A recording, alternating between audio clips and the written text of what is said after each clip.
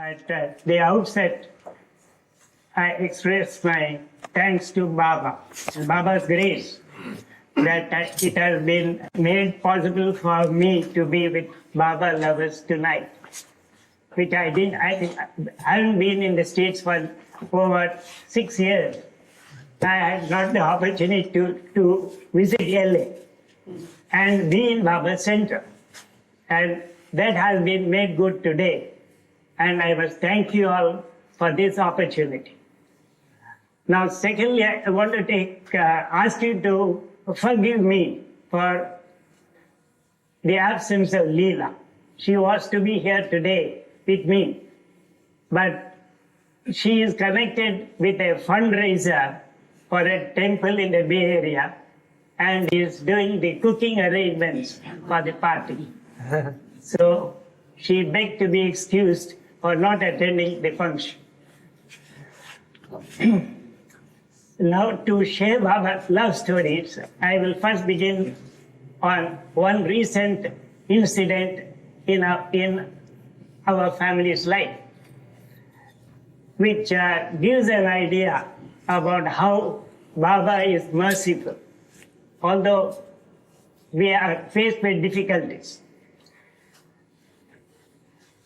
I have 2 daughters, and the first daughter is in India. She is a teacher. The second daughter is in the Bay Area, and I reside with her. Now, this story is about my first daughter, Meher, as she is called. Now, my son-in-law was advised medical treatment last January.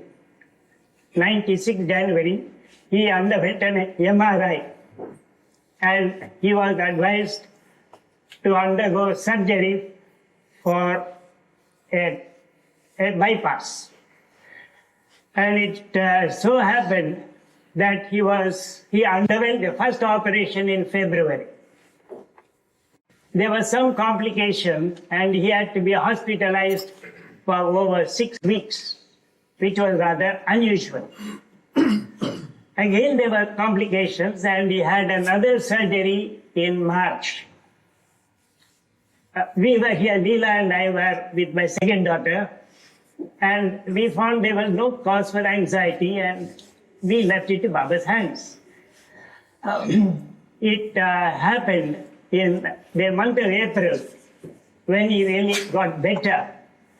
He decided to go back to where my daughter was serving, at Ooty, a hill station. And after the advice of the doctors, he got back. So apparently he was on the way to recovery.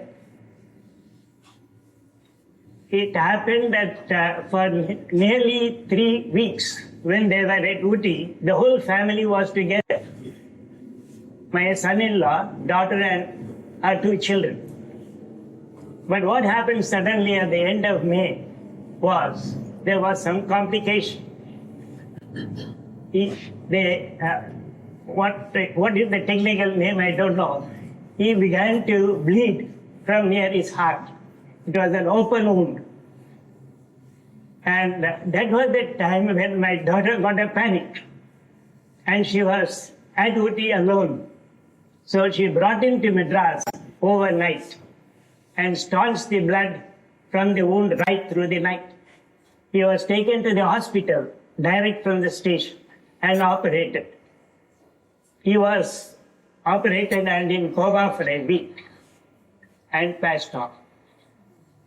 And that was last June. And that was the time when we decided to go back to be with my daughter. But we were late anyway.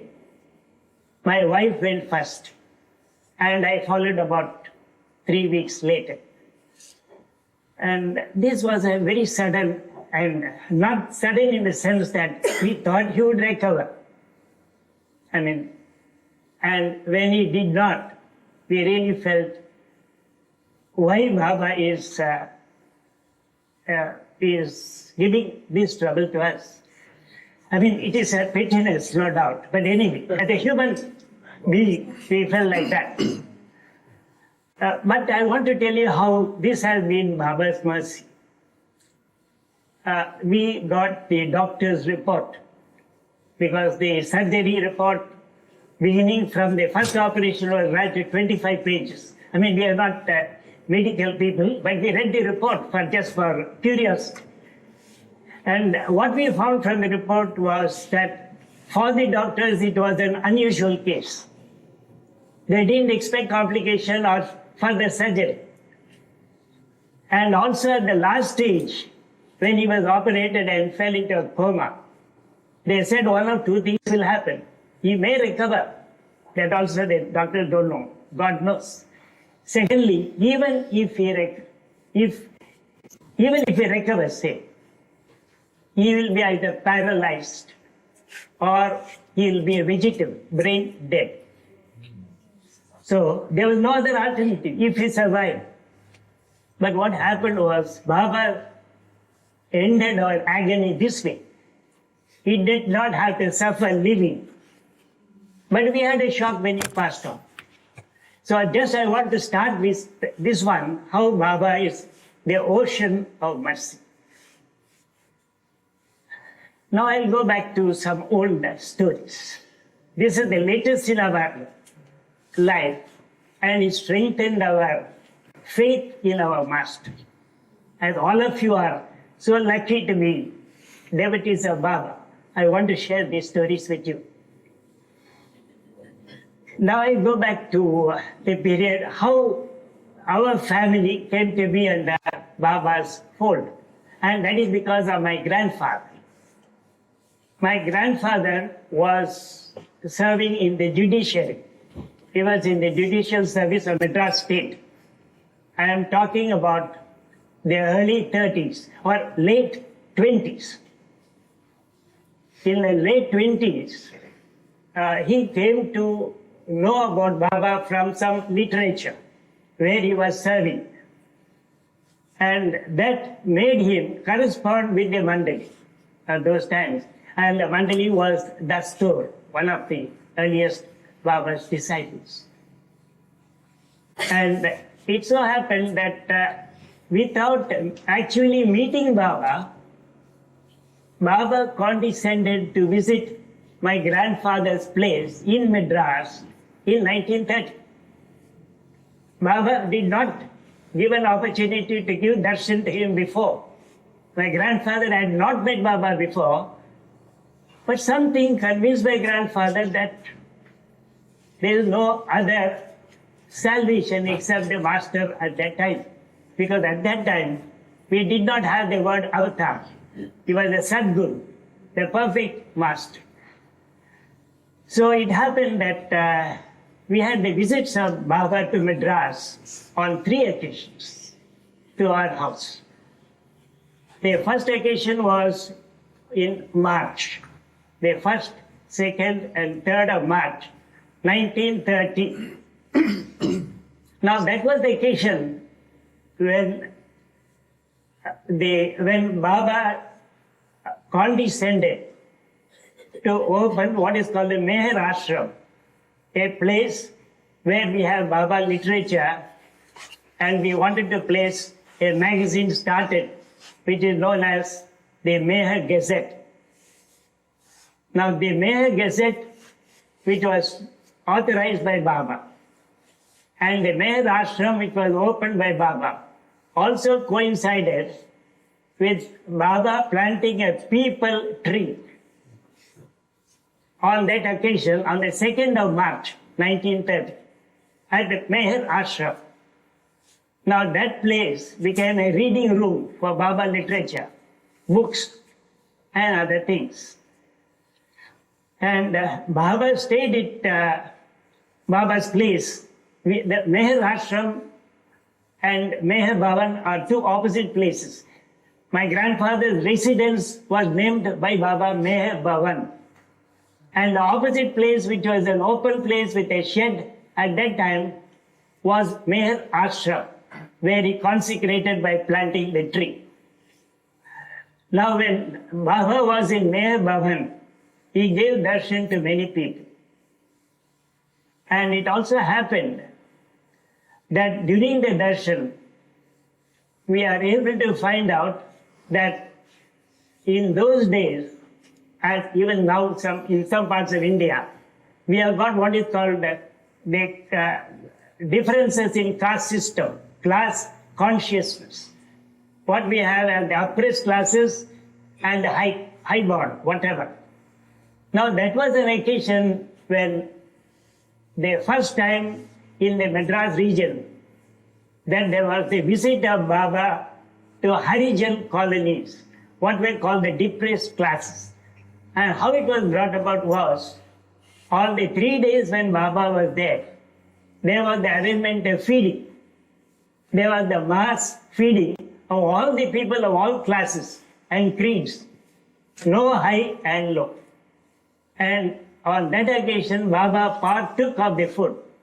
And as usual, he served food for one and all. Also, there was another thing that happened on the arrival of Baba to Madras. Baba arrived at my grandfather's place on the 1st of March night. He came on the way from Mysore, he came to a place 40 miles away from Madras and asked my grandfather to meet him there and escort him. So on a previous day, Dastur had come to Madras. So both of them, Dastur and my grandfather, went by a car to the place fixed by Baba. At that place, Baba was waiting and the Mandali were in a bus.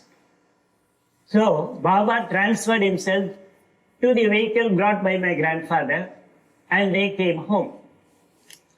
When they came home, they were just about, say, 25 yards from our house. They found that the vehicle stopped suddenly. When the vehicle stopped just short of the house, nothing could be done, though it was late night and it was not expected. Baba got down from the vehicle and said, "We'll walk, not much distance." What happened as soon as Baba got down and others got down, the front wheel of the vehicle rolled out. Imagine the vehicle has traveled 40 miles with Baba. It has come just almost to the house. And that is Baba's magic. The vehicle lost its wheel just at a few yards from the house. I mean, it just I'm saying it's not that it's a miracle of Baba. Baba's ways are mysterious. And when I mentioned to you the calamity that happened in our house, what I recall is one of the statements of Baba. That Baba said that he will never give us more troubles than anyone can endure. It means we must have our share of troubles because of our karma. But he sees to it. He never gives us more trouble than we can. There is always the limit. We know thus far. Let him suffer. Let him learn. But he never lets anyone down. Whether they are a Baba lover or not is not important for him. Now, this was about Baba's first visit in 1930. The second visit of Baba to the Madras house, Meher Baba, was in 1934. 1934, in February, he was there, 16th, 17th, and 18th. And this visit of Baba coincided with his 40th birthday, which was celebrated at Baba's abode at Madras, where he gave a special message. And just before that, there was that politics of Dastur suddenly finding that he lost faith in Baba. I mean, nothing. We have, as humans, have no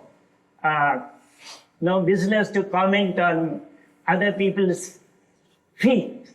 He lost faith in Baba. He was no longer in the picture. Then we had Chanji, brother. Dada Chanji was there. So Dada Chanji came 2 days earlier, as usual. He will call himself, "I am Baba's emissary coming to Aiyengar." So when he comes over, what I remember in 1934 was this. He used to teach me typewriting. And my grandfather had an old type of typewriter, a vintage type. I don't know whether you might have seen that. That was the typewriter where we had a natural carriage folded, and the letters used to be typed underneath. So you want to see what you have typed, you have to lift the carriage to see. Put back the carriage down, the letters will get typed. So that was the old typewriter we had, and Baba's correspondence Chandli maintained using the available typewriter, and he taught me some funny rhymes and jokes using the typewriter, breaking down sentences, making sense out of nonsense, things like that. Now that apart. Now that was the second occasion when Baba visited Madras, when his 40th birthday was celebrated. During these two occasions, my grandfather was alive. I know something about my grandfather just to link up. In my family, as I told you, because of my grandfather, we all came to Baba's fold. And 1930 was Baba's first visit. Just before that visit, when I was 4+, there was one thing that my grandfather impressed on all of us, particularly the youngsters, myself and my sister. We are 5 siblings, but in 1930 only 2 of us were born. So for 2 of us, he gave this dictum. He said, "There's not much I'm going to tell you, because you have to learn the hard way or in it. But this is what I want to tell you. One is, there is God. You have belief in the divinity. That we already know. But there's something else which you have to note from now. You have to remember and believe that Baba is God." And after that, he never impressed on us that the same dictum. He said it once, and it had a firm root by Baba's grace.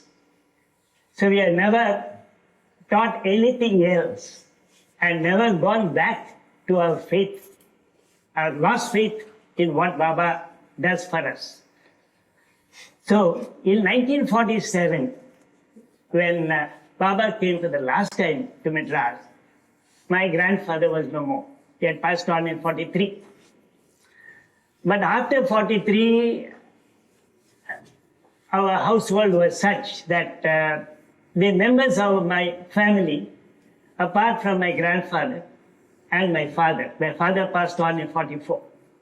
So the rest of the people in Baba's fold were only what Baba used to call the grand old ladies of Meher Baba. That is my grandmother, my grandmother's mother, my grandmother's brother, who was Swamiji, who was part of Baba's Mandali. Then my grandfather, no doubt, he was not present there. And then my grandfather had 2 daughters, of which my aunt is the elder and my mother was the younger. So these were the ladies of the house who had to take on the responsibility of the youngsters and their education. And just before my grandfather passed on, I was just finishing my education, and I am the eldest of 5 people. So what he told us was, when you remember Baba's blessing and words, remember that I will not leave any money for you. We are giving you education, you must live your life in the way Baba wants you to live. He kept money for his funeral and said, don't expect any more red cent. So what I am telling you is, the grand old ladies of the house, who were Baba lovers, still continue to infuse in us the strength to be Baba lovers.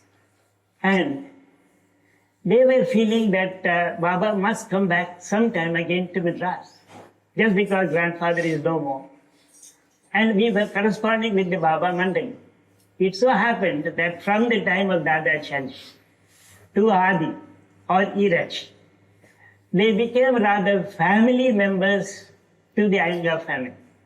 On any occasion, when there was some let out, Baba used to allow, they used to come down to Madras for 2 days on Baba's work had a couple of days on their own to be with us, share our love stories, and also tell us a few jokes. And particularly Adi Senior was a wonderful musician. And both my aunt and my mother were into music.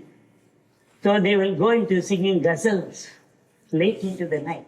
I mean, I was not that aged, but it was a wonderful feast for us that time when we saw Baba's Mandali, which meant that we are going to see Baba sometime. They will carry our wishes to Baba.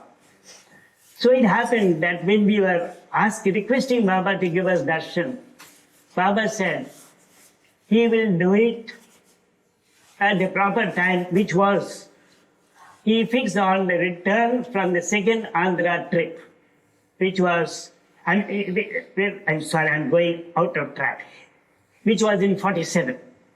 So he acceded to my elders' wishes and gave a date in 4 days in April 47, when he said he will visit Madras.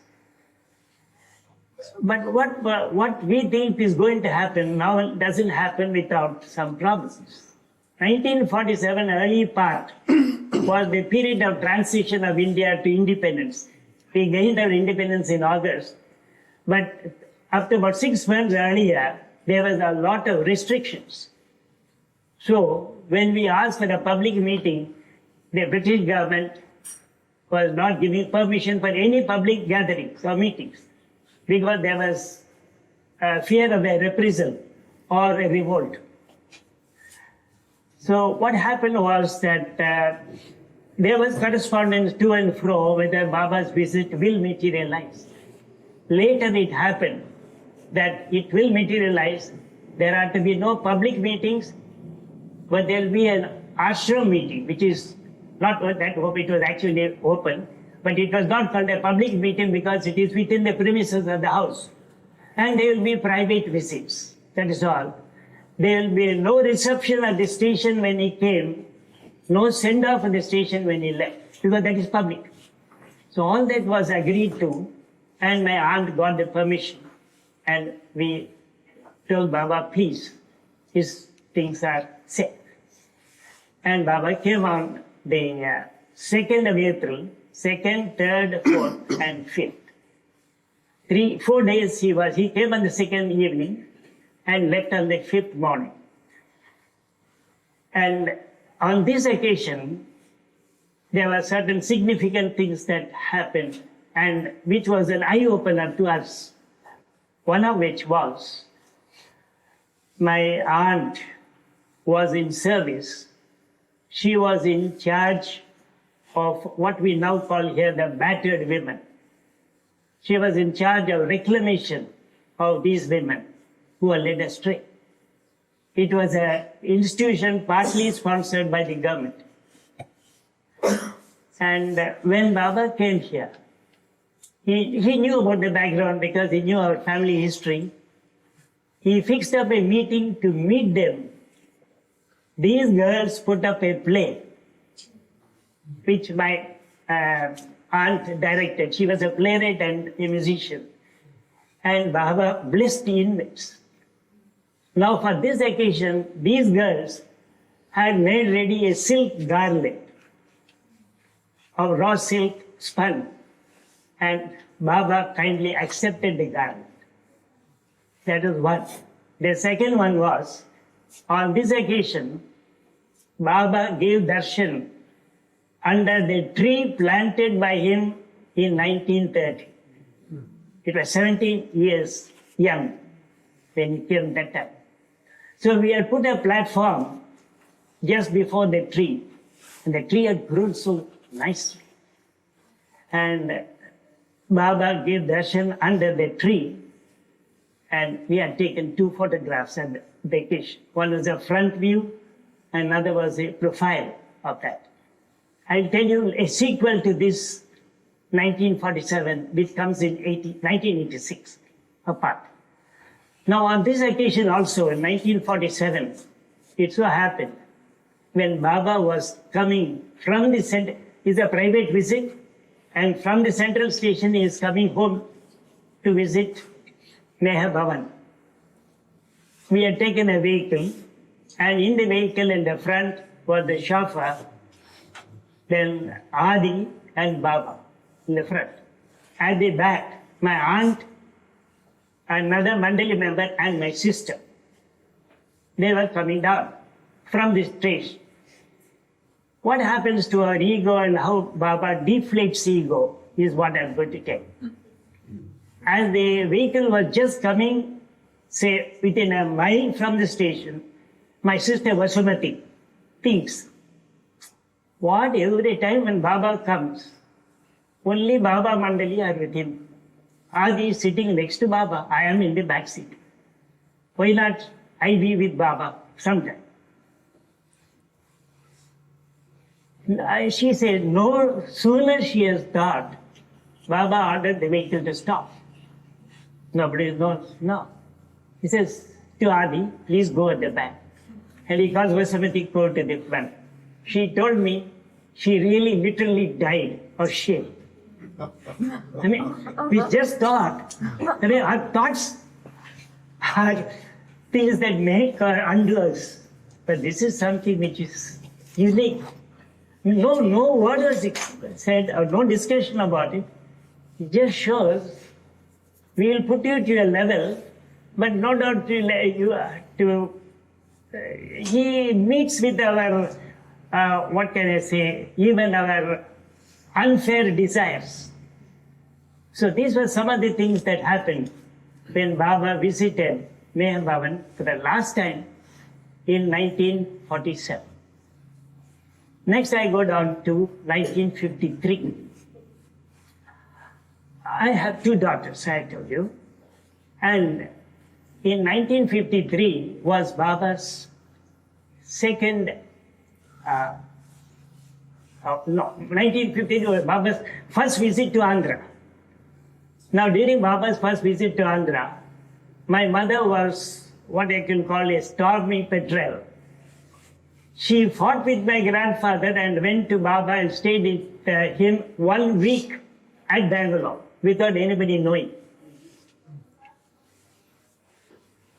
Baba sends word privately to say, don't tell that I have revealed.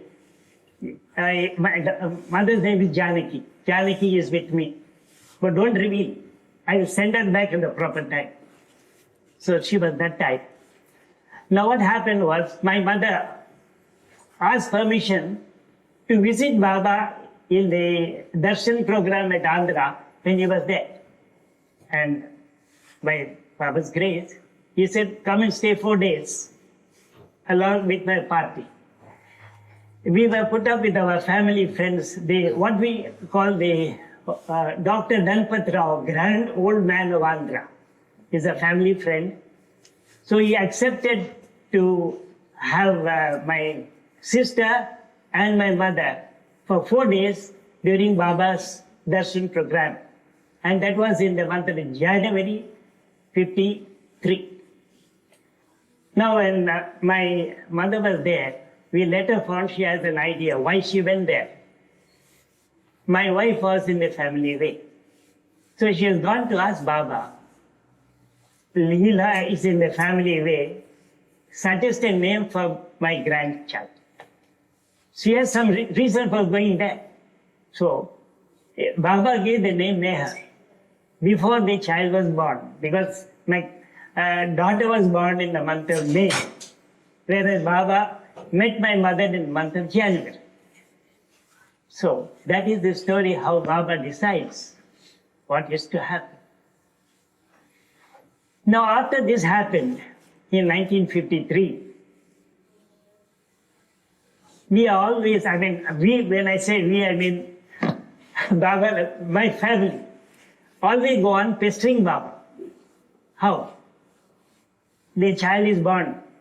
Baba, we want to bring the child to you and get your blessings. How is it to be done? When can we have your darshan?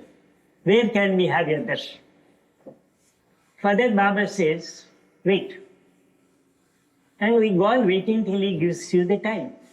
He gave the timing as, on my second visit to Andhra, which will be in 54, you bring the child and you can have darshan at the railway station, Biswada, on my return journey from Andhra to Meherabad. And that was on the 4th of March, 54, which is a big day for us. So what happened? My mother, my sister, my wife, Meher, and myself were in the station in the morning at Biswada station because the train comes in the morning from Madras. And we were waiting in the railway retiring rooms. Baba's train comes at 7 p.m. in the night. For some reason, my daughter Meher was running high temperature all day. She was crying. We don't know. I mean, maybe children. I mean, what as what can I say? As a finite individual, we have got all sorts of doubts and other things. She must be all right when Baba sees her and all that. When Baba's train arrived at 7 o'clock in the night, we were there and Baba gave us darshan. My grandmother had prepared special rava for Baba, which we took in 2 bottles and gave it to him. And we met him in the railway compartment. My mother was there, my wife was there, my daughter was there. I just went in and came out because I am not usually very communicative. So it was that. My daughter was crying her head out. She was literally bawling. I mean, it is a very, very, very delicate situation. It's an unfortunate thing for us. We see we are not lucky. She cannot be with Baba. But Baba is the universal pacifier. He knows. We had taken with us a slate and a chalk piece because it is a custom in our Hindu households that we ask our master to initiate a child in their learning 3 hours. So we asked Baba. I mean, all this we gamble and take. You might do it, you may not do it, let us try. When we took it, Baba took this slate, caught Meher's hand and drew the mischievous chicken. Still the baby is crying. I have got photographs to show that. That what happens. Then we were there for a few minutes. We got down and we had fun with Baba's Mandali, Jhalba, Adi. And then we had another one from Hamirpur, Pukar. He was a revolutionary, but anyway, he was good friends with us. So he used to joke. I mean, till other people had Baba's darshan, we were on the platform and then we saw Baba off from the railway. As soon as Baba's carriage left, and we got back to the railway retiring rooms, my daughter's fever is gone. She looks all right. She could have looked all right when Baba was there. No, I mean, that is the link. I don't know, I can't explain. But Baba knows the answer. Now, connected to this is a wonderful story, which I was told by Manikyarao Baba's Mendel during the trial. It happened on the same day, the 4th of March 1954, as Baba finished the last of his travels and was coming down. He called Manikyarao and said, I want you to do one thing. He was in charge of what is called reservations and bookings and so on.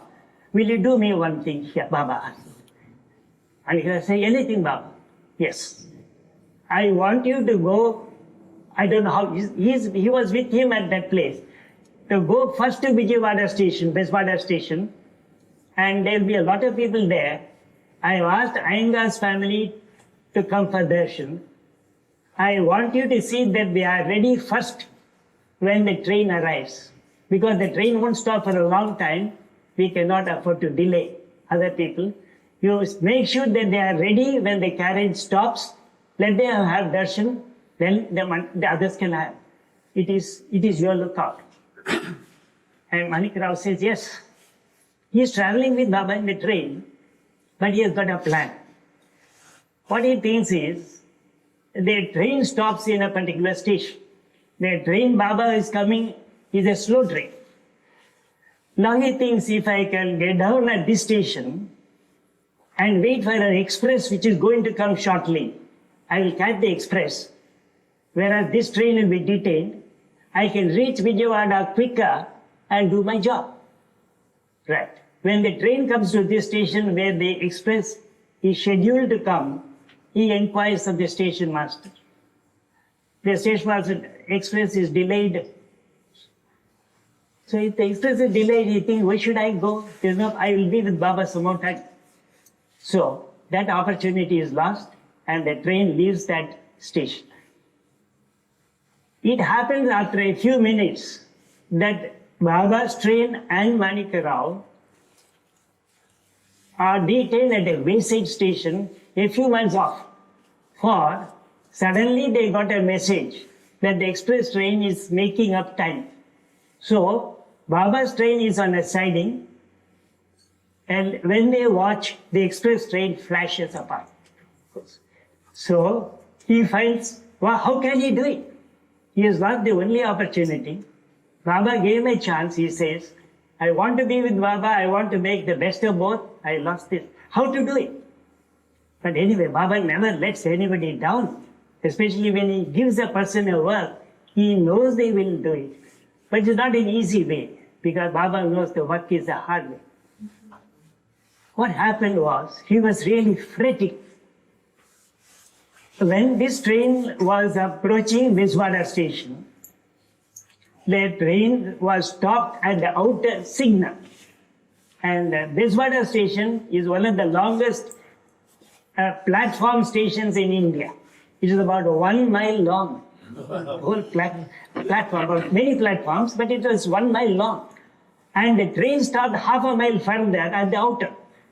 That was the occasion when he jumped in the darkness, made his way running with bated breath, and came. He does not know my mother. He has to find my mother to say that you are to be there. Somehow, he found some person. He thought, are you from Madras? Yes.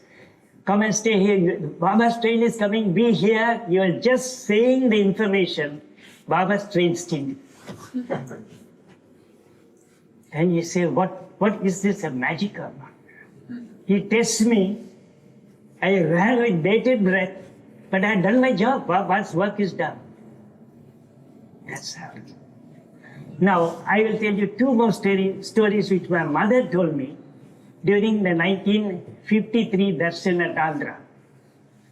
When this was happening, Baba's itinerary was regularly fixed in advance. So many places to visit, so many meetings to address, private visits and so on.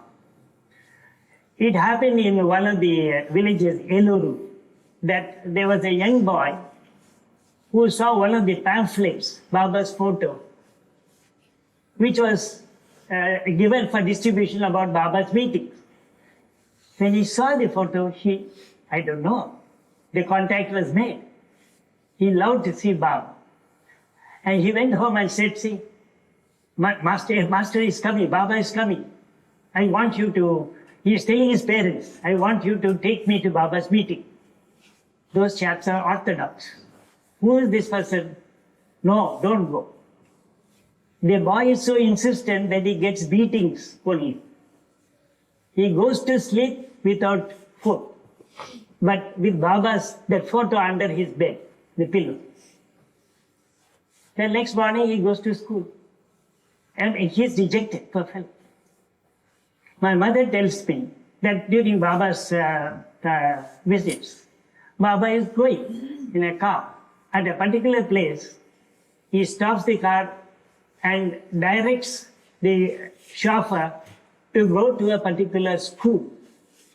It is not in the program. They are not, nobody knows why. When they go there, he takes the people in his car, goes correct to the 3rd grade where the boy is. The boy is in the 3rd grade.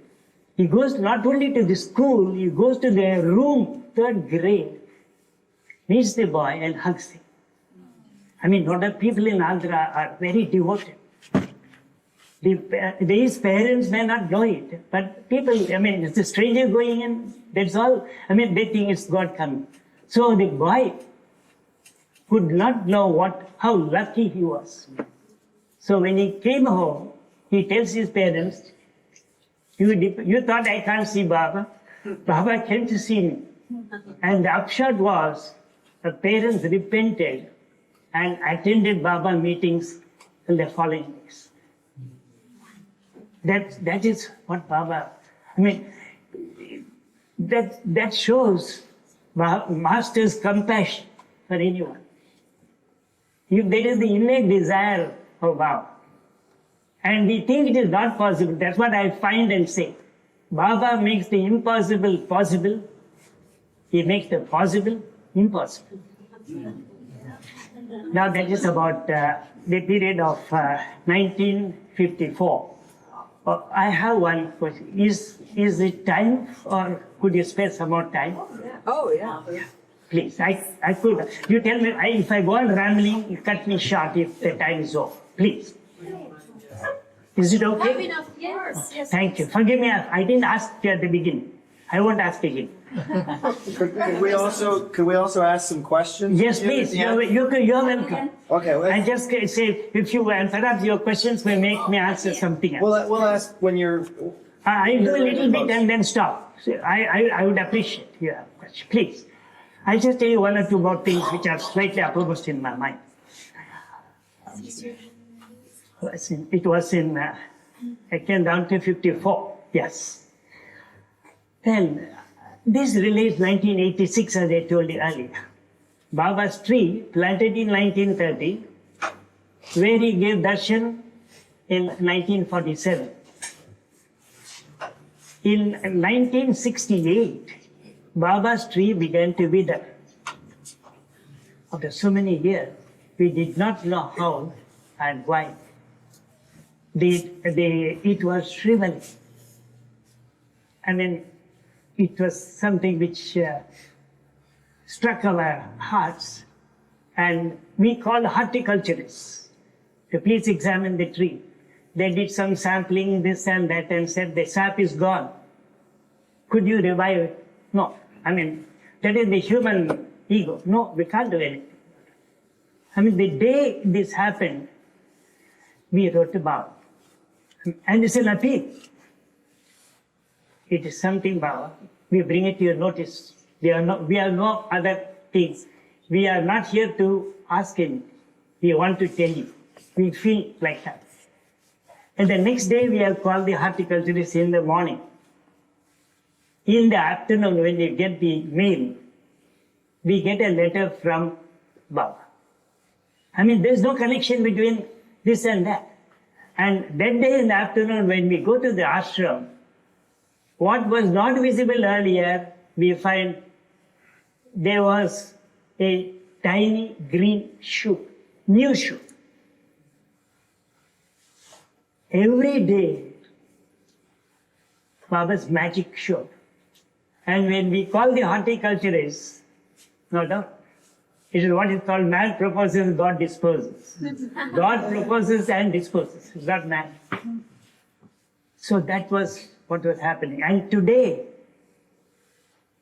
1930 to 1997, 67 years, the tree is so wonderful and go out of bounds that we are having problems with our neighbors. Because the tree roots enter into the wells of the neighboring houses, dry up the water, they say. But even that, we can't help. They can cut the roots at that place. But the tree overhangs 2 houses on opposite side of Meher Ashram. Wow. Fortunately, one house has been vacant for 10 years. We don't know when things will crop up, because it will be litigation. They say we want to cut down the branches. They say do it. They say we won't. And we have no answer to say, can I do it? They are only hoping for Baba to solve the problem. No doubt, during fall, I mean, there we have fall is the period of spring. All leaves are shed. And you know what leaf bagging is when you have this thing. I mean, they are troubled that it's a pest. For us, it is a treasure. So this is what happened in 68. Now coming to 86 for the same tree. In 86, it happened that Baba's photos that we took 2 snaps in 1947 when he gave us in front and profile, we enlarged to 20 by 24. That did a magic for us.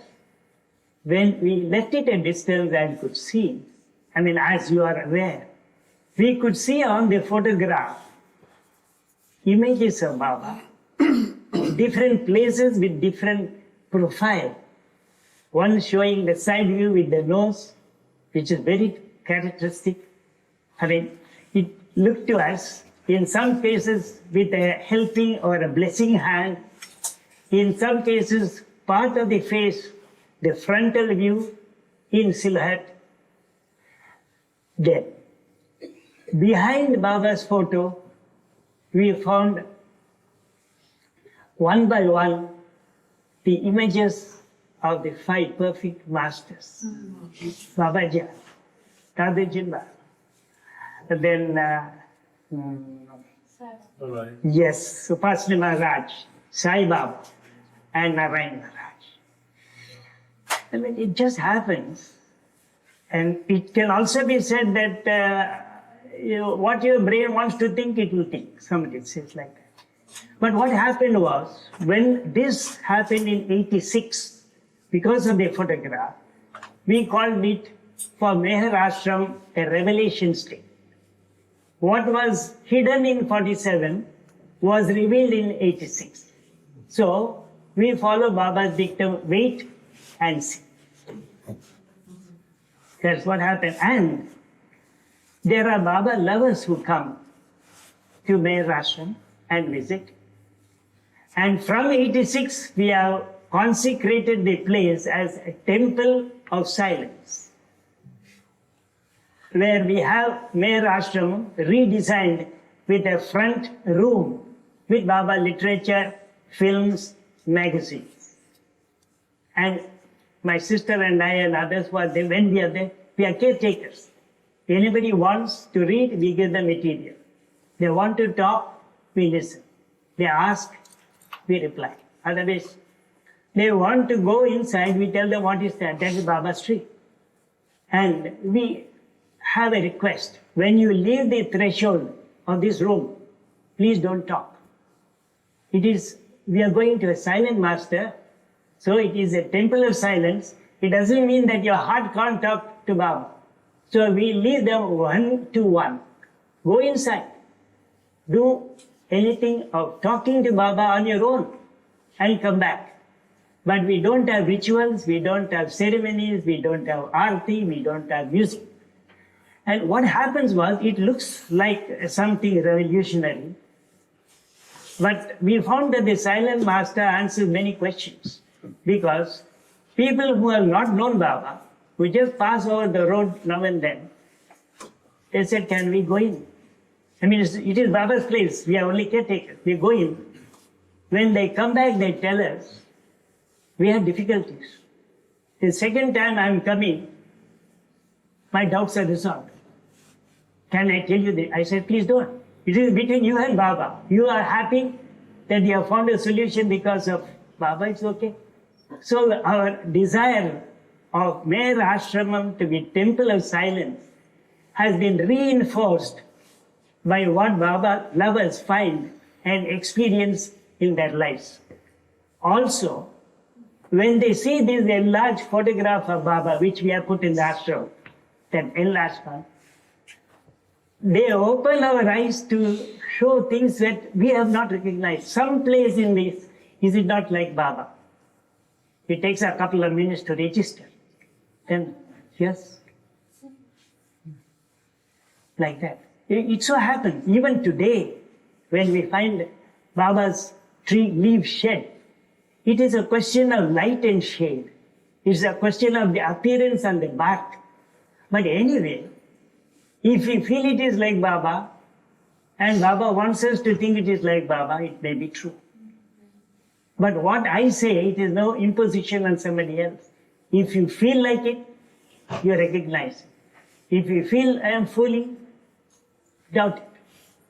So we have left it like that. That is the story of Meher Ashram and the Temple of Silence, which we have dedicated to Baba as a temple from 1986 onward. And there are many other things, please, which I could say, but you want to ask me anything, please, please. I was just wondering if you could tell us, somebody had mentioned that you played marbles with Baba. Yeah, I wondering if, as a boy, I will tell you. Please, what was it like? Well, I was going to say, what was it like to have Baba come to visit? Yes, I skipped certain years in our Baba's life history with us, so I will go back to that, and thank you for reminding. My grandfather had a residence in Bangalore after his retirement. He retired in 1932 after service. And just before his retirement, Baba sent him to England and Europe, where he met with many people in England, Germany, Finland, Russia, and I'm not sure of so many, maybe other places, to have contacts. But what happened and others, neither he told us nor we know, except that he went and came in Baba's work. Now, he had a house in Bangalore, and during Baba's visits to Bangalore or Mysore via Bangalore, he used to visit Baba's residence in Bangalore, I'll call it like that. And it sometimes happens that we don't know about it, except that Baba is arriving with a party en route to Mysore. That's what my grandfather will get intimation from the Mandali. So if there is permission, the family will go to the station to see Baba. If there is no permission, my grandfather will go. So on some occasions when we had permission for all of us to be at the station, we went and saw Baba. On one such occasion, at the station, Baba suddenly has told my grandfather, I am coming home for lunch. So, my grandmother is at home. She cooks for Baba in 1947 at the lady. She has played games. For example, we used to the Mandali are at the station, and Baba comes home. My grandfather's room is for like this. It's about takes for some time by 12 and goes feet. That's happened sometimes. On other time, the others having Baba expressed a desire that is known in the actual of my. We watched her on one hand. I am on one side. He said, we'll walk. Run or first thing is walk. He started one place and walk. As we walk, suddenly he will jerk. So he will stop, he will be still walking. He said, Jock, you know what? You know his miraculous smile. We are floored. Right. Another time, when we are stationary, he will start moving. There's another thing. Another one. In this room, there's not much furniture. He said, let her play hide and seek.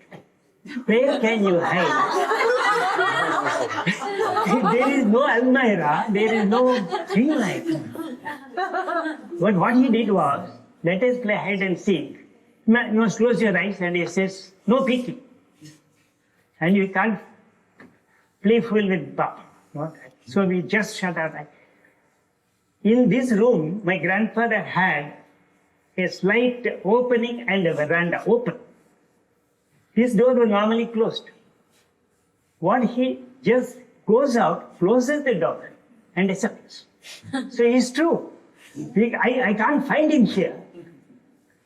But what we do, no doubt, after a time, we just look up there, he's there. That is hide and seek. And most unusual. And what he has played many times, and each time we are floored, is the magic of the 5 fingers. He will put his 5 fingers of one hand together and completely cover it with the other hand. So look at the end on view like that. We look down here. He says, find the middle finger. Usually, sometimes we are thinking to be smart. We land on the right finger. When he opens the hand, he wriggles, goes to the wrong.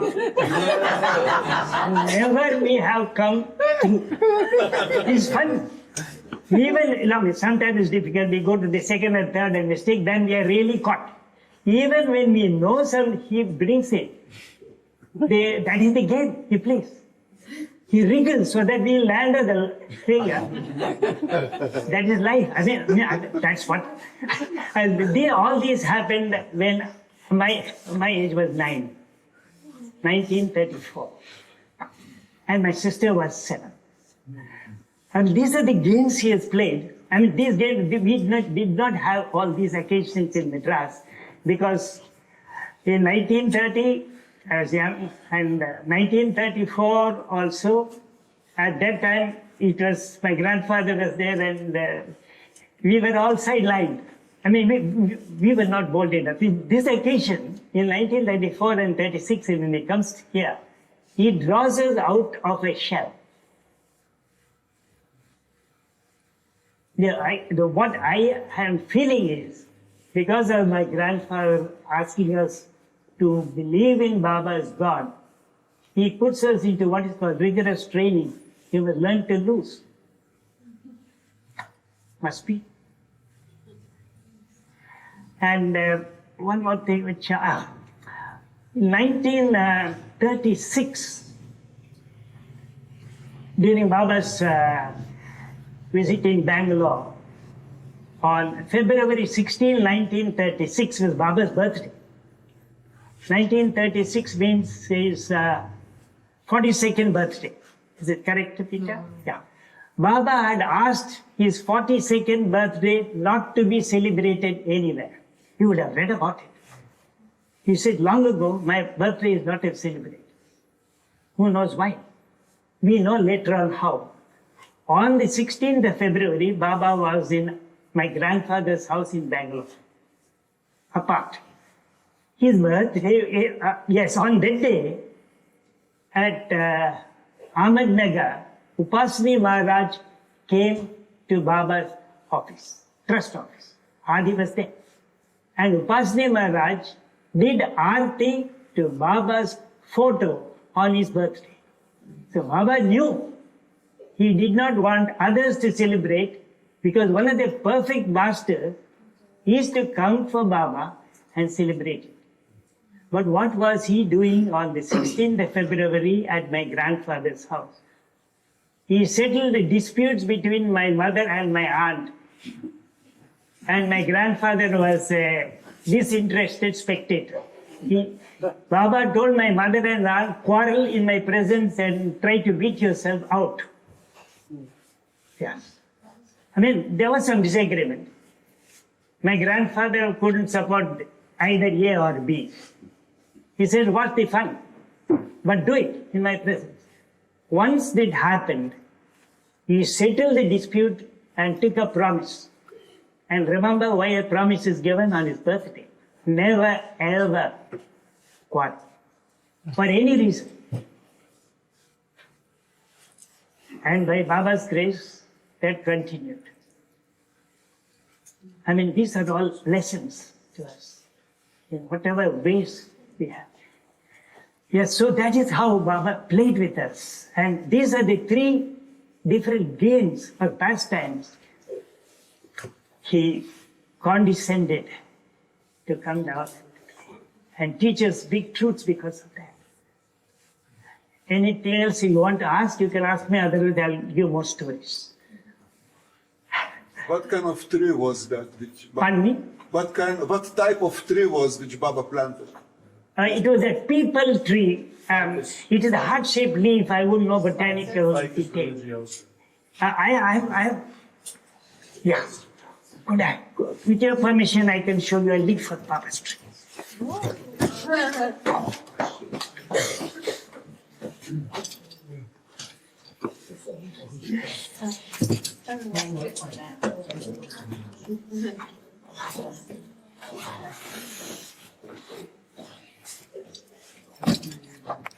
I'm sorry. It's okay. Just didn't want you. I be careful, please.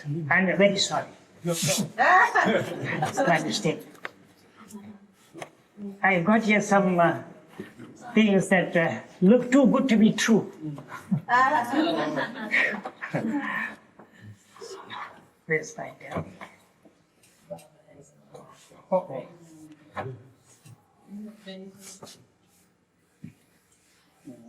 There's only hide and seek about it. Yeah, please.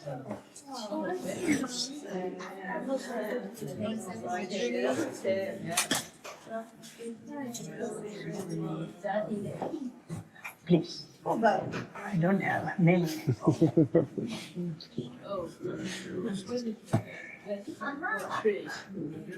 I don't have.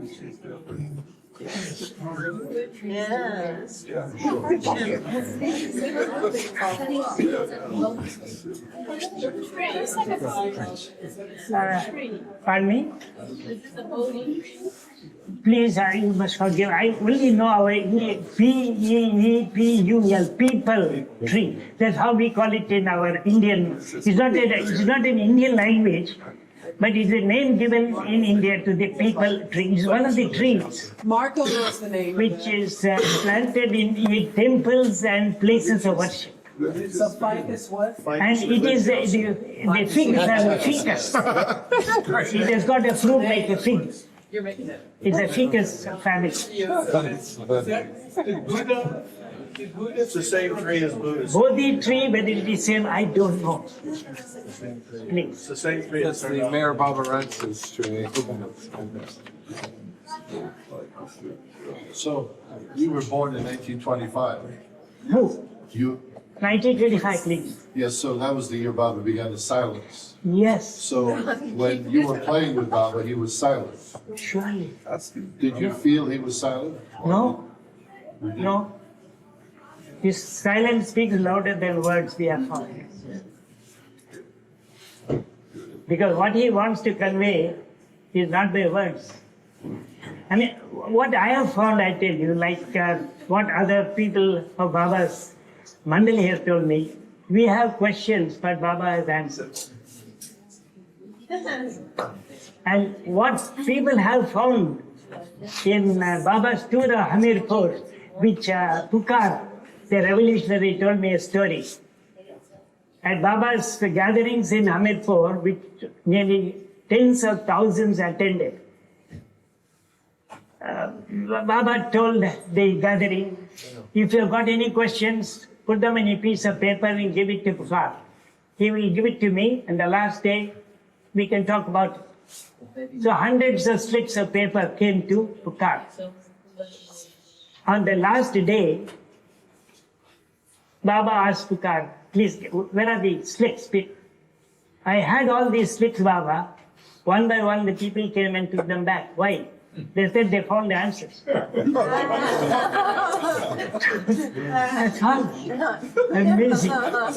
So the question is not that you have any questions left. It's not that you have answers left, that you don't have questions.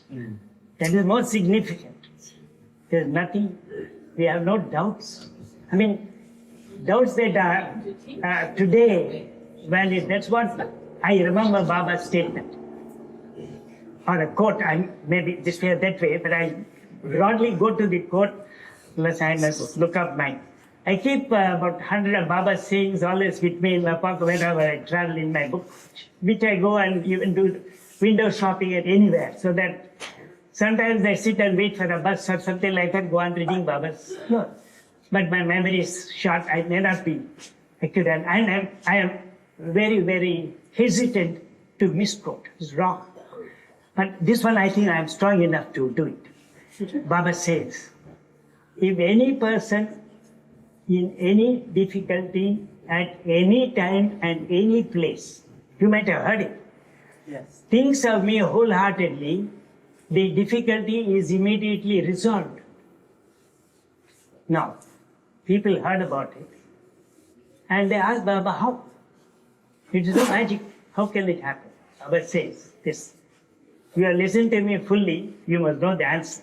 If you don't know the answer, he says, the reason is, if you think of Baba wholeheartedly with any problem, Baba says, he will give us the inner strength to confront the difficulty, to face the difficulty, and to overcome the difficulty. And many of us have found, suppose we have a problem, let us sleep tonight, overnight we may have a solution. We think after some time the answer will be revealed. So the answer is revealed only because of Baba's grace and because of our heartfelt feeling that we must know, because our feelings of difficulty are honest. We cannot have feelings that we are going to wound somebody or hurt somebody. Baba never hurts people like that. But Baba also says one thing which I have never found any normally associated with saints or others. The method of loving Baba or loving God is to say to be in a regular domestic environment. Stay at home where you are and do your job. It is not putting on a red dress or going to the mountains and doing tapas. I mean, that's what people say. We go to the mountains to attain God realization. But Baba says, if you are indifferent to your domestic responsibilities, you become indifferent to me. No greater truth in daily life. Very fact. Yes, please. Yeah, in those days, Baba was so incredibly beautiful. As a child, did you wear Yes, please. Yeah. Flowing that, Yeah. and his stride was Yeah. the full stride. Right? That's your first memory of him? Yeah, I mean, my first memory was in the 30s when Baba looked entirely different from what he was in the late 40s. The earlier photos, I mean, it's quite different in the sense that his hair was a little falling and all that, and that had a beauty of his own. But in those days, he was so regal. He was, it's a poor answer I can give. But one thing was in my family affairs and others, I am the person who will never worry to ask questions because I am reticent. There's what my Adi and others, another factor was that only when you ask me, I remember this. For me, because of my grandfather, in my early ages, Baba was a good friend. And a good friend is something which you cannot have any easily. A friend is one who helps you through thick and thin. And when you think of that, and you think of what I did, thinking of that to Baba, I used to write to Baba in my younger days, in my school days. Petty thing. One example or two I'll give you, if I can laugh. And I feel miserable when I see what I have done in those days.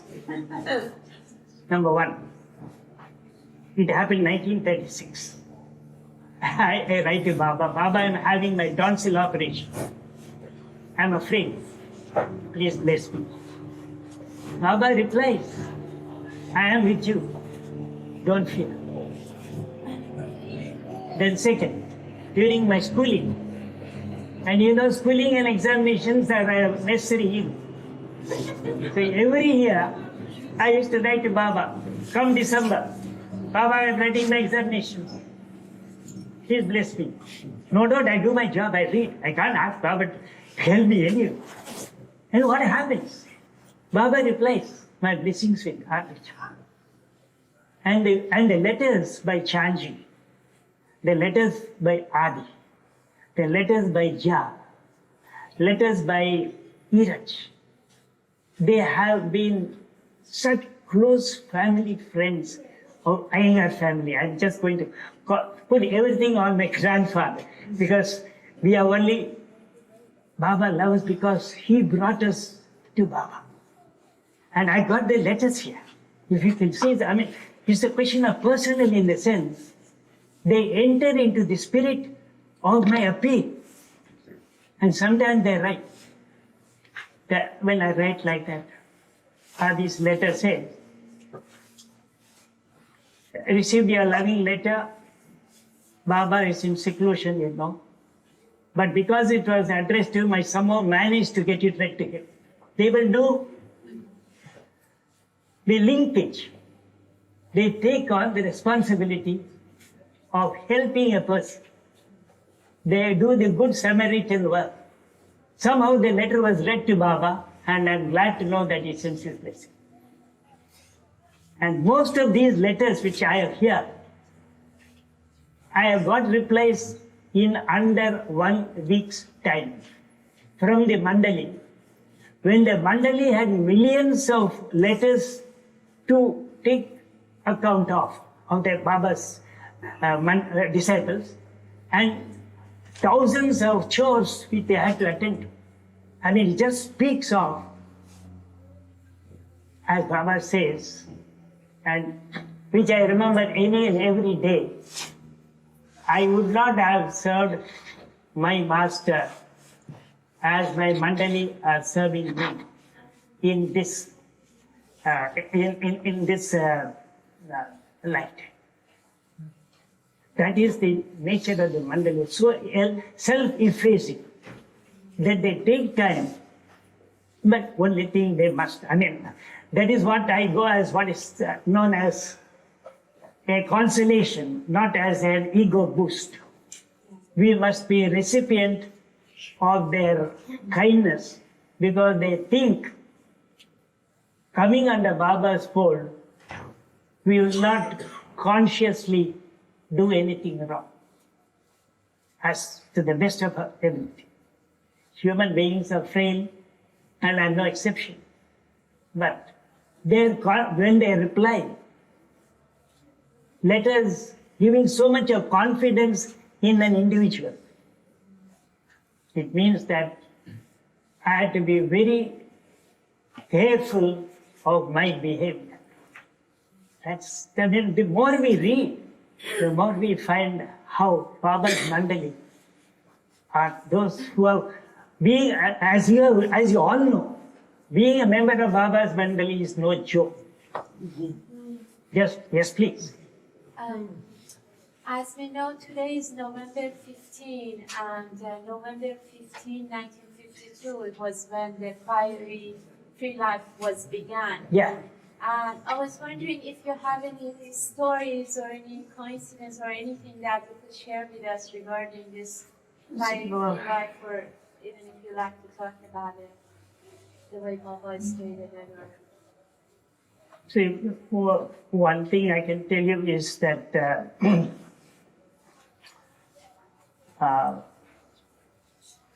for my family, we went by the dictum of my grandfather. We used to correspond with Baba Mandali and make appeals either to visit him at Meherabad or any other place convenient to him. But otherwise, never took an opportunity to force ourselves on him. And he gave us many occasions to be with him or to get his messages through letters from the Mandali. So, special things relating to the Baba's episodes of his life as those occasions firsthand, I have no idea. Unless during the period, if I have I used to write, almost, I don't have a chronology of them, starting from 1936 or so.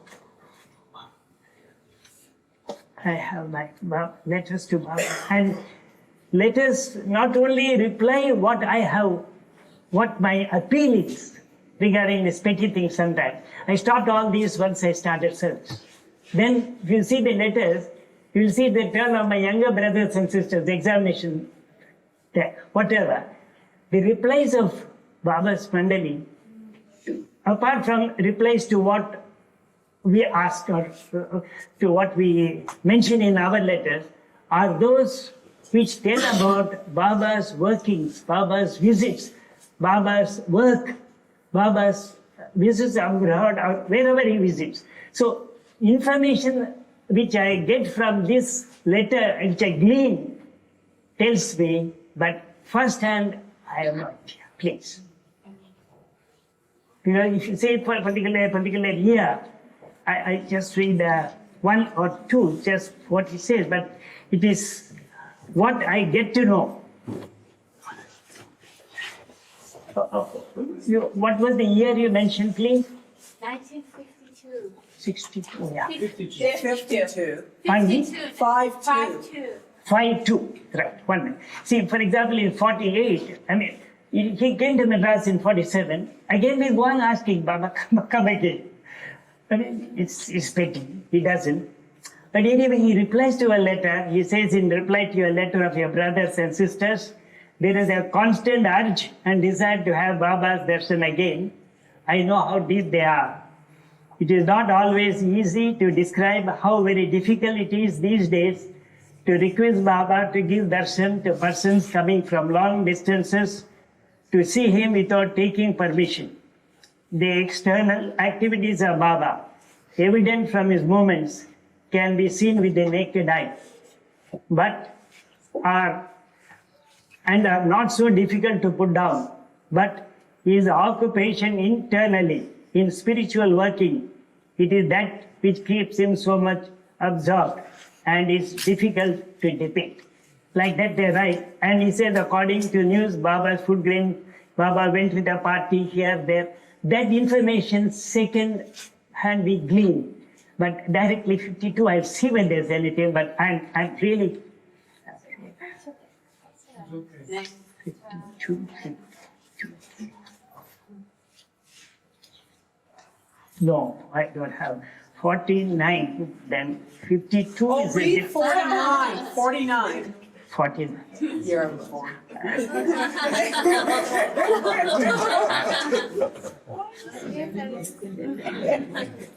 Why not?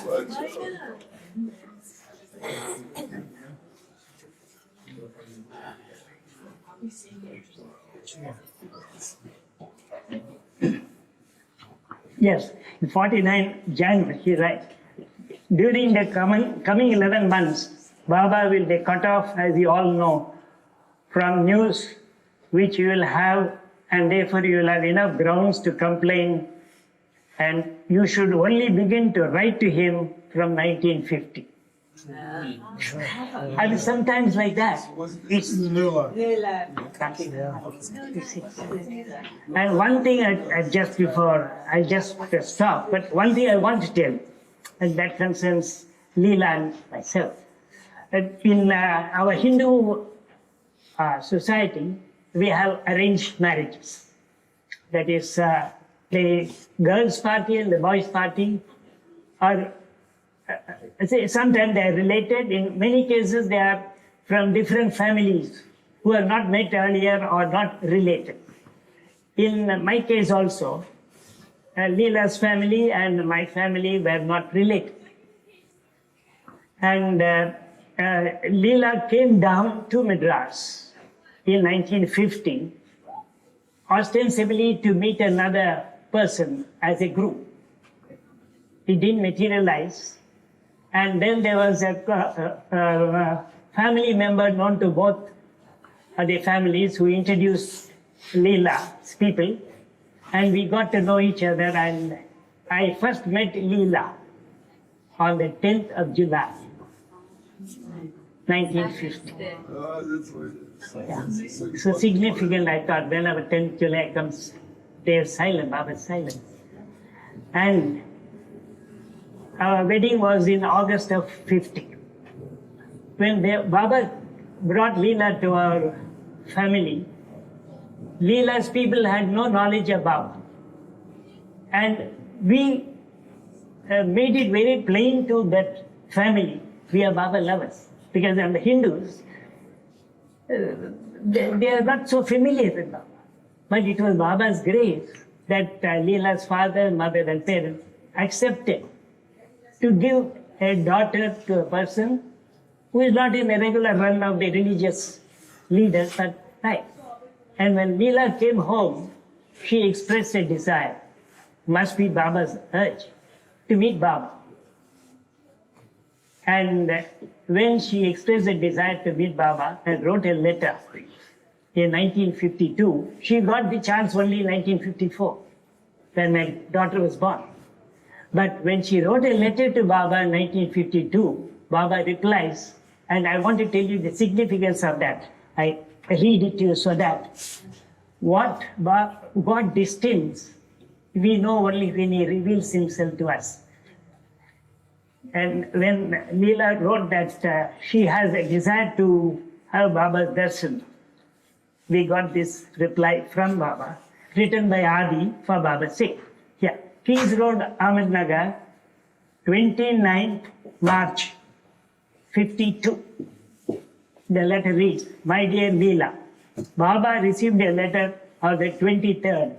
As I told you, we get our replies in under a week's time, under any condition. Then he says to Leela, you belong to the Meher Baba family.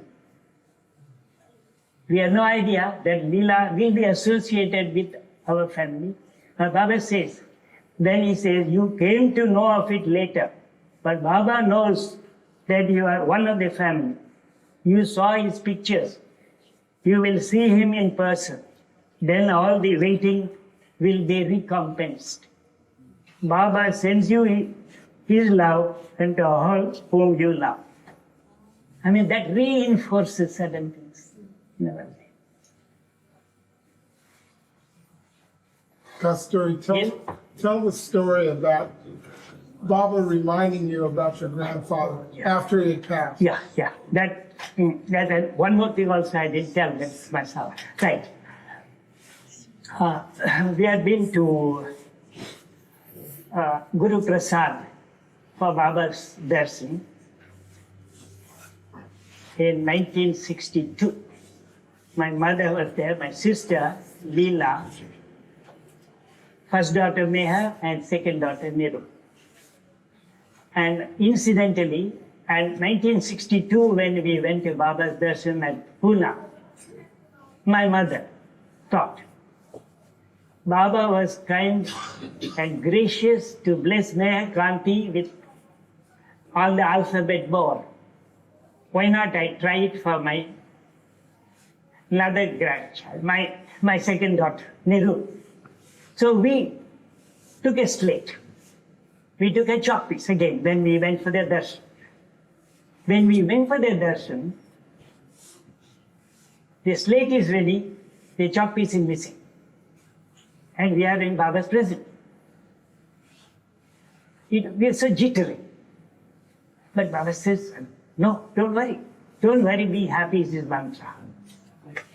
He took a stone from nearby, and on the slate, he drew the same mischievous chicken. The only difference was, in Meher's slate, the slate was black, the chalk was white, so it could be seen. In this one, the slate is grey, the writing is not visible unless you see toward the light. But anyway, it is such a treasure that we have framed it and left it in our Madras home. But see what Baba decided for Nirup. He used a stone when we had taken a chalk. Nirup is an architect. He designed a future. Then, at that occasion, I mean, normally, as I told you, when others talk, I just keep I listen. Because I'm not good at asking questions, because I'm afraid I'll be snubbed. Say, Baba asked me, do you remember your grandfather? Out of the blue. He said, I say yes. Then he says, at that time our Yerich was there, he says, your grandfather, he gave the name of what they say in Sanskrit, Karma Yogin. Karma Yogin means a person who does his job conscientiously. his work is worship. That way it means. And then he tells a story. And that story is about a king and a queen. The king and the queen were ideal rulers. The king was God-fearing. The queen was very God-fearing and that did religious ceremonies, pujas and other things, went to the temples and places of worship. The king also was religious, but not outward. He never spoke of God. But somehow the queen was not happy. I know you are religious, you are God-fearing, but why not you come to the temple? Why not you attend religious ceremonies? She asked. The king said, leave me alone. You know me. That's right. But still there is a desire or a feeling in the queen that the king is not expressing. One day in the morning, they found the whole town was decorated with flag and buntings. The place was in celebration mood. When the king approached his vizier to ask, what is this? He says, I don't know. The queen ordered the celebration. People are rejoicing. And the king could not understand why it was this day. There is no idea of any festival or something. And he asked the queen, I find that there are celebrations. And the vizier says that you ordered it. Could you tell me why? The queen was first hesitant and said, just last night in your sleep, I heard you utter the name of God. So, all my anxiety and worries were over. This was a shock to the king. The king sighed and said, oh God, has your name escaped from my heart and passed through my lips and fell dead. So Baba says, you want to be a lover of God. Don't express it and make a show of it. Don't make a show that you are a follower of this and that. It must be your actions that prove, and not anything else. At the same time, he asks my wife, Leela, which is a very, I don't know what is spirituality? It's Baba's question, what is spirituality? No, nobody could answer like that. Then Baba gives his answer, quote, and a story. Baba says,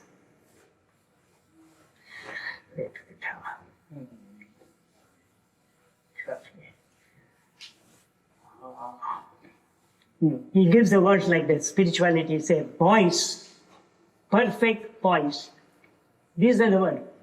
First a poise, period, perfect poise. That is spirituality. And he continues. He who upsets no one is a good man. He who is upset by no one is a God man. That means spirituality means you must be poised, have a level feeling all time, and a story. And the story is about one of the famous historical emperors we have in history, Emperor Aurangzeb. He is a Mughal king, a virtuous and devout ruler, and he, by stitching prayer caps and writing copies of the Quran, so he was so devout and God-fearing. And because he was like that, he felt his subjects also must be God-fearing. He ordered his vizier to construct a big mosque, a huge one, where all could join together in prayer, and marked on the mosque different squares for the pilgrims to be standing during prayer time. And the emperor also joined the prayer, and prayers were going on.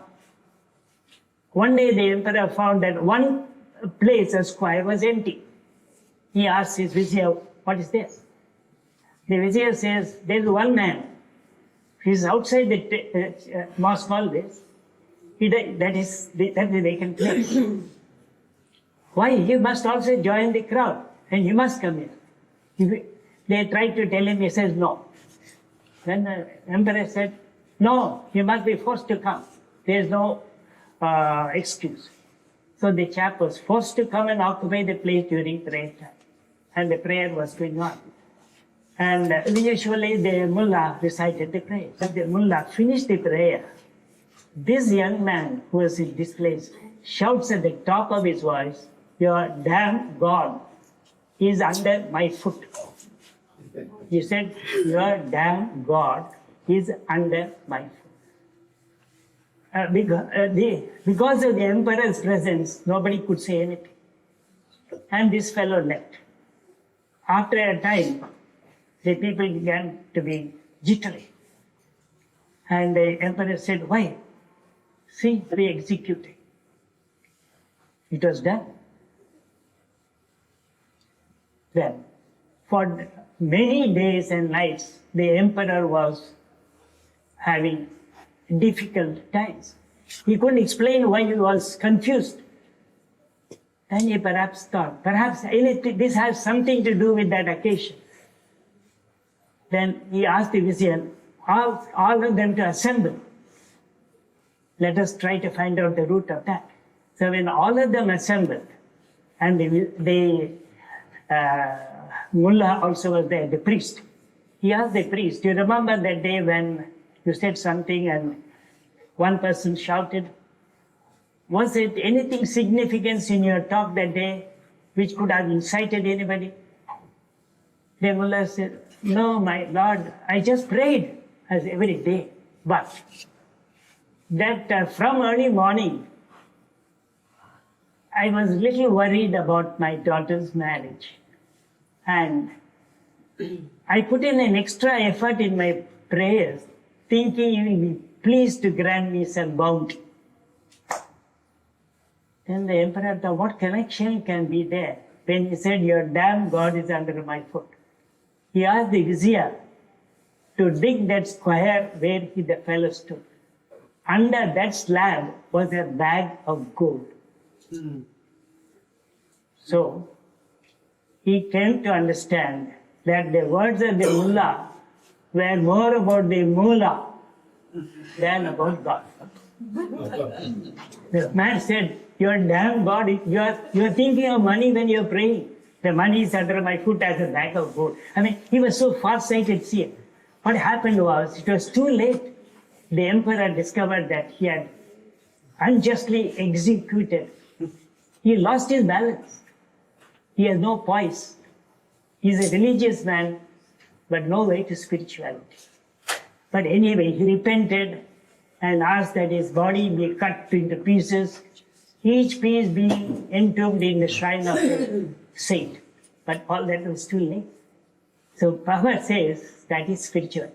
Don't lose your cool. Now we call our line, how are you cool? I mean, from the youngsters, cool is a good word if you always keep cool.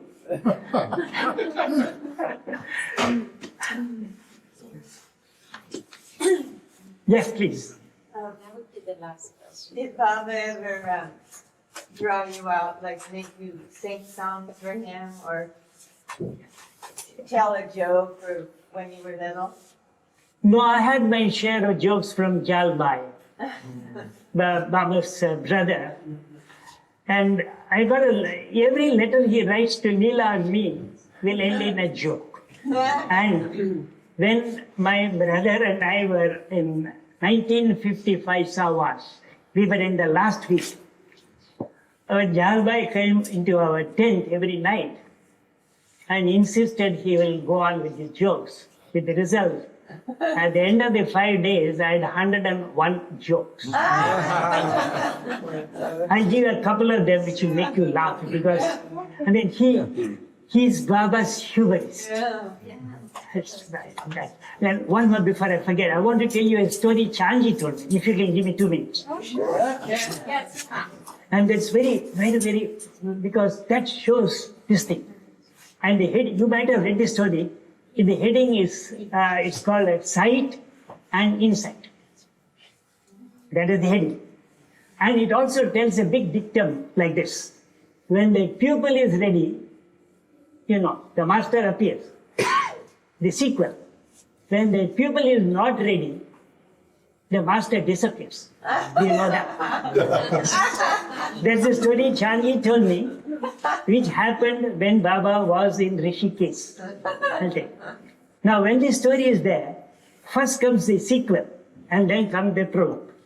Well, it was the year 1934 when Baba was visiting places in Rishikesh. There was a Swami, religious guy, who came and met Chanji and said, I hear that Baba is here. I met all great people. I want to meet Baba. Then Chanji told him, Baba is not giving interviews or meeting people for a few days. He's at his work. After that, you can meet him. I won't be here for long. I am going. I'm a busy person. I want to meet Baba. See, this is the position. We don't have any exceptions. But you are very lucky that you have come here at a time when Baba is in this place. So that itself is your good fortune. The chap said, I know my good fortune. Who are you to tell me? So with ego and with a lofty head, he just walks just next. Baba is there, listening to all that. His ego is such that he doesn't turn this way. With a lofty head, he walks out of the building. In clear sight. Not that Baba and Chanji were not together, they are close by. But his ego is such that if he had just turned a little, he might have seen the master. He has gone. So Baba says, Chanji said, when the pupil is not ready, the master is so close by, he disappears. Now, the same day, we have when the master is ready, the pupil appears. When the pupil is ready, the master appears. A few minutes later, one of Baba's Mandali has come down to report about his work to Baba. And he said to Baba, I am just coming down. I saw in one building, a dilapidated building, a young boy. I was struck with the young boy. And you know, Baba, you always want people to find the ideal boy. You remember that? Baba wants an ideal boy to be found. But I think he's the ideal boy. Could you please come and just see? I mean, no, nothing else was said, but Baba said, ready, come on. So Baba went, Chanji was there, and Iraj was there. I don't know what Iraj, and this gentleman was there, Baba's Mandali. They went and saw the boy, and yes, Iraj. Iraj spoke to the boy saying, why are you here? The boy said, I am displeased with life. I am looking for a good master. I have tried and visited places. I am not satisfied. I don't have mental peace. I have just come here. I am looking for a man. Then the boy also said, I met many people, but I am looking for a silent master. The boy said. Then, when this was heard by Iraj and conveyed to Baba, he told Iraj to reveal, yes, Baba is here. I know that Baba is here, but he is such a divine person, will he take me as a disciple? And Baba said, I will take you as a disciple, provided you agree to conditions. No doubt he'll never give without condition. Conditions are not difficult, but he knows whether the boy will do it or not. The conditions are very simple. Number one, you are to see me today for the first and the last time. Secondly, you can worship, but you must think of God always. And you must not leave the place. Are you agreed to the conditions? The boy was so overjoyed because he knew there was Baba, a silent master. He didn't know he was in the vicinity. When God has come to him, he said, yes, Baba. So from tomorrow, Baba sent him the next day a mat to sit and do his play, a bag of flour to make his roti and things to eat, a book of Baba's sayings, and a medallion of Baba, 4 gifts, which the boy accepted. And it pleased him. So, when the pupil is ready, Baba came to him when the other pseudo sannyasi, I call it, I mean, I know, I call it because I'm so vexed with this story. When this chap wanted to see Baba and came, he couldn't even control his ego to wait. He thought he can see Baba at his convenience and just bypass Baba and went away. So Chandji says that's fun. That happens sometimes. I'm done. Please, I'm sorry. One joke, yeah. One joke, one joke. I'll just do that. Done joke. Will Peter is a better king from jokes or what? Please. No, you read it. Whatever you said. You read it. Yeah. But Kasthuri, it sounds like you should come back and visit us again because you have many more stories. Will you come again? Could I make a suggestion, please? I would like to share your stories too, because I am poorer by not listening to the wealth of Baba stories. You know, please, if there's a chance, if Baba gives a chance, yeah, I'll read just a couple of them. Yeah. One, I read it. He says the joke begins with to gain the housewife's sympathy. A hobo dropped to his knees in the front yard when he saw that he had caught her eye. Then he began to eat the grass. She opened the front door and demanded, "What are you doing there?" He says, "Please, madam," he pleaded, "don't chase me away. I am so hungry. I just got to eat this grass." She says, "Do tell and wait." "Well, when you are finished there, you may go around to the back. There is plenty of more grass there."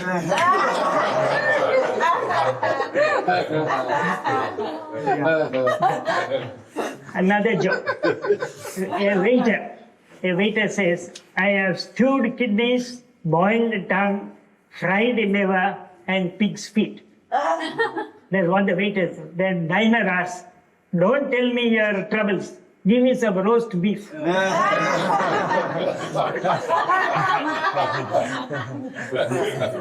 And one more.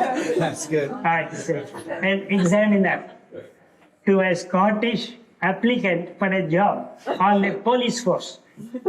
"What would you do to disperse a crowd?" The applicant replies, "Well, I don't know what you would do here, but if I were in Aberdeen, I would pass around my hat."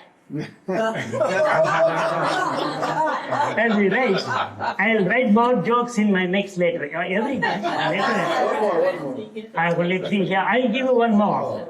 Yeah, which I remember from. Yes. There was a patient who went to a doctor, and the rule of the doctor was, for the first time he pays $20. Second consultation, free. Now this patient thought he would be one up on the doctor. He went to the doctor. "Yes, what can I do for you?" "Yes." "Are you coming here for the first time?" "No, it's the second time." "So what happened?" Then he took a paper and read, "Repeat the dosage." You try to fool me, I fool you. So like that, he told me 101 jokes in the 5 days. How Baba's house. And so they're marvelous, Baba's people.